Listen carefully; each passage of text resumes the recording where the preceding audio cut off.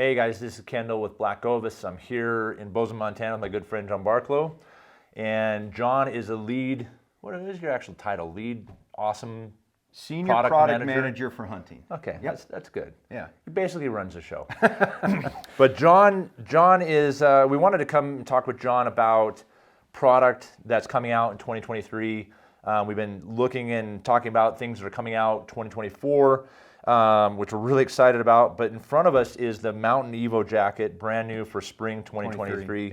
Yep. My first inclination when I saw this jacket was finally SITKA came out with something that mimics the styling of the original Mountain jacket with a hood. Mm-hmm. But let's talk about, first off, the features and some of the technical materials in this jacket, and then let's dive into the why behind it and use case elements so that some of our BlackOvis customers will be able to understand where this fits in the SITKA line. So the Mountain EVO Jacket is kind of the evolution of the Mountain Jacket, right? So I love the Mountain Jacket. Sounds like you love the Mountain Jacket. 100%. This is the windstopper jacket I've always wanted to build since I've been at SITKA.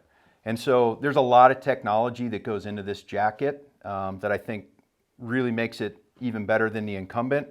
The first of which is, this is an unlined windstopper material. That's what you see in camo here, but it's got two-way stretch. So the old Mountain Jacket didn't. So immediately you're gonna find you're gonna have more tight in the shoulders. Yeah, and you're gonna have more freedom of motion now to draw your bow or hike or climb or whatever you need to do. As you mentioned, we added a hood. So I think that was one thing that we all wanted, was to have a hood. But we wanted to take it a step further. I wanted really to add some technology that made this jacket really built for what I was intended it to be, which was more active pursuits, right? So we have the Jetstream jacket, which is great for more mid to late season hunts. Maybe you're stopping and starting, maybe you're riding a horse or a machine or something like that.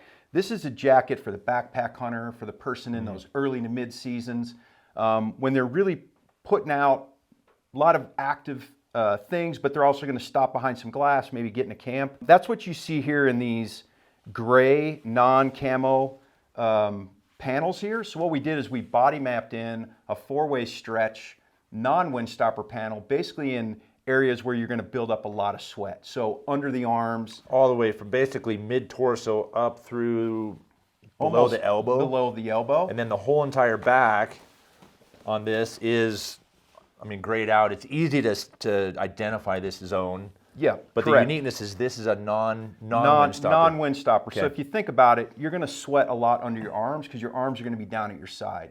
Traditionally, we've always put pit zips in. Yep. But when you're trying to build a jacket sub 1 pound for that person who is very weight conscious, looking for limited bulk in their pack, right? Why put a pit zip if we can just put a non-windstopper panel that's going to breathe really well? Same on the back. Almost always we're going to have a pack on our back. Well, that pack's not going to breathe, so we don't really need windstopper there. But when we remove that pack, we put a puffy jacket on, we want our back to breathe and dry out as quickly as possible. Yeah. So that's why we did that to the back. So we've really begun to fine tune this jacket for that active pursuit. But we took it a step further, and what's more difficult to see, and you wouldn't know it unless I told you, but when you open it up, this jacket is taped very similar to the Jetstream jacket. So the reason we tape a windstopper jacket is to kind of chink the logs in a cabin, right? To make sure that no wind's going to squirt through.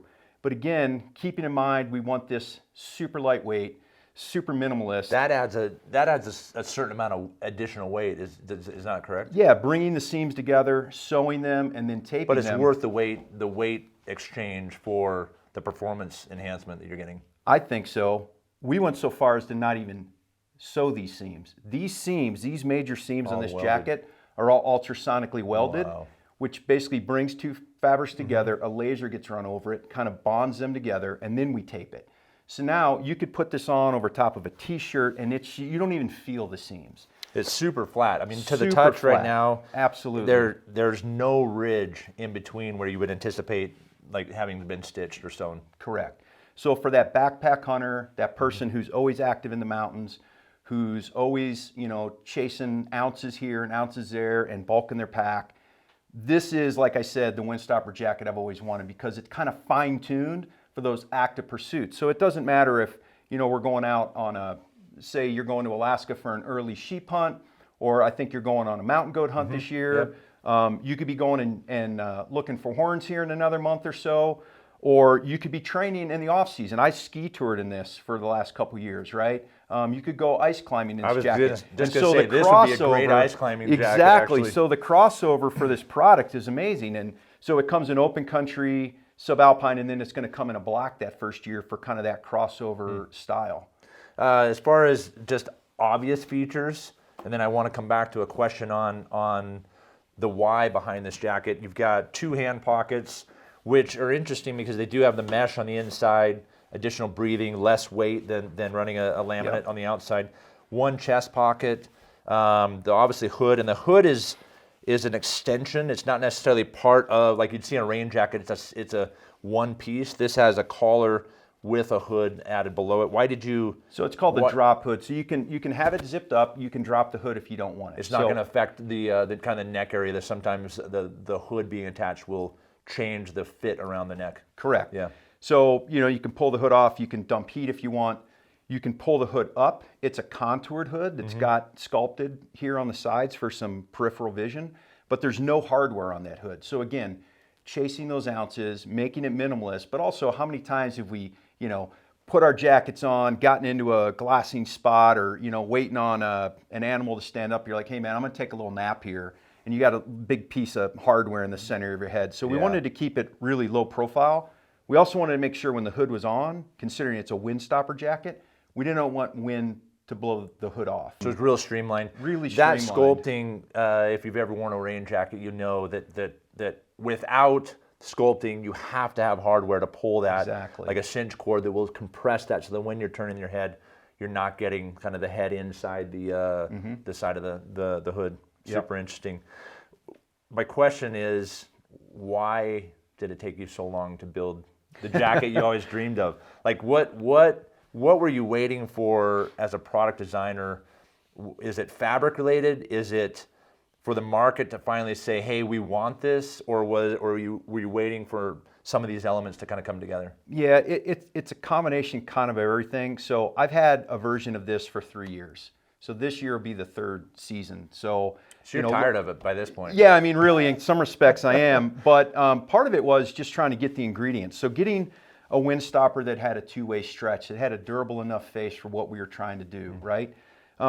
Sometimes just to make sure that you're going to do something that the consumer values.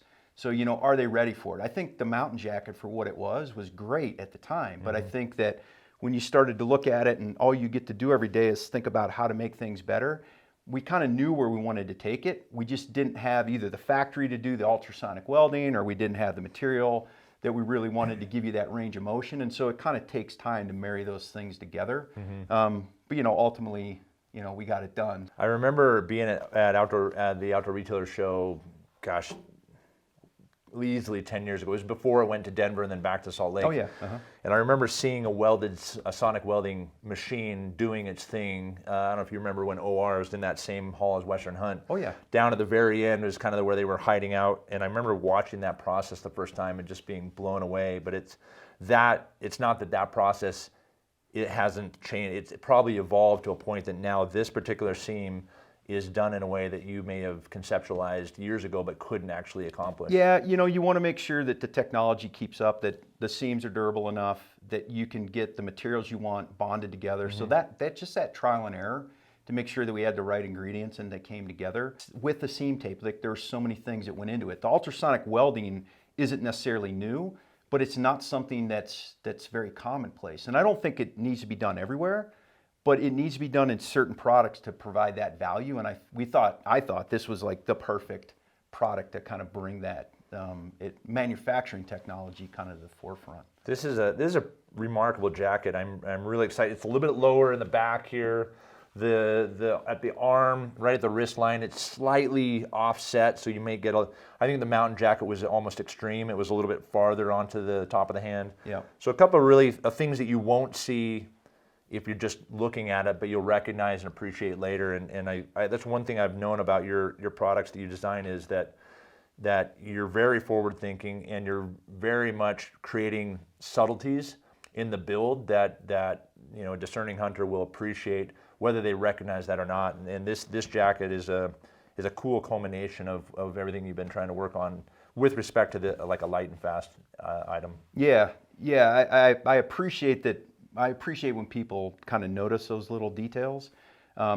This jacket, like I said, I've been wearing it for so long. Last spring, so a year ago, I was on a 4-day bear hunt in northwest Montana. And just to give you an idea of the versatility and adaptability and kind of the system thinking that we bring. So we have the ambient hoodie out. We were testing this Mountain EVO jacket, and in 4 days we had 4 different weather days. So one day was crazy windy, one day was precipitation, one day was sunny and cold, and one day was kind of like this, schizophrenic everything all at once with typical spring weather. And just with a synthetic base layer, I was able to take that ambient hoodie in this Mountain EVO and wear it in different combinations to meet the changing environment. So when it had precip, I had the Mountain EVO on the outside to shed that light precipitation because this has a DWR. I had the ambient underneath because I needed that insulation. When it was windy and sunny, but it wasn't preciping, I had this on because I knew it was going to be windy all day. Right. I had the ambient over top of that because I knew as the day warmed up, I would probably strip the insulation off. You were planning on that change. And in the evening, I would put the insulation back on. So I'm dressing in kind of reverse order. And then I could continue to modify that system. But with those 3 pieces, I was able to hunt in a very dynamic environment for 3 days in northwest Montana. And so that's kind of what we're trying to get at is, not bring a lot of pieces, but the ones you bring are versatile and adaptable to, the environment, which is always changing. If that's if there's a sales angle to that, which is kind of contrary to the idea of buy everything, use everything, it's buy certain specific items and use them interchangeably in a way that, quite frankly, at the end of the day, you may end up spending less on gear, but you get the right gear based on the activity or the style of your particular hunt. It's an interesting, it's kind of a reverse sales approach, if you will, in a way that maybe wasn't intended, or that as you just described it, made me rethink. As a retailer, our goal is number one to sell more product, but also backing that up is we're trying to sell the right product. And then this information that we've talked about is and your example from your hunt is precisely the way we want to approach talking to our customers. Right. Well, it's the difference in, just buying the ambient or just buying the EVO, and it's like the ambient and EVO work in conjunction with each other. We kind of intended it that way. Not that it has to be worn that way, but it can be, and that's kind of the thought process. And, I've talked a lot about the 8-piece system. Yep. So, everybody's like, oh, you just need 8 pieces, and that's true. But I might have 3 or 4 different puffy jackets to choose from, but I only bring one, right? So I'm using 8 pieces, but I'm picking the right tools for the job. And then those 8 pieces in conjunction are what give you that versatility, adaptability, et cetera. And so to me, this was one of those vital pieces that I've been wanting to update to try to meet and integrate with that 8-piece system. Hey, great discussion. I appreciate the insight, especially the field application, because as we talk to customers and we're talking, and any of you watching the video might start to try and understand where can I use this particular jacket. There's plenty of guys that want the new, but there's plenty of guys also that want to understand how this fits in their current system or what items it might replace. So if you guys have any questions about any of the SITKA product that we offer the entire line on BlackOvis, hit us up either in the comments below or contact one of our gear guides to really hone and help you make the right decisions on the right SITKA product. So thanks, John. Appreciate it.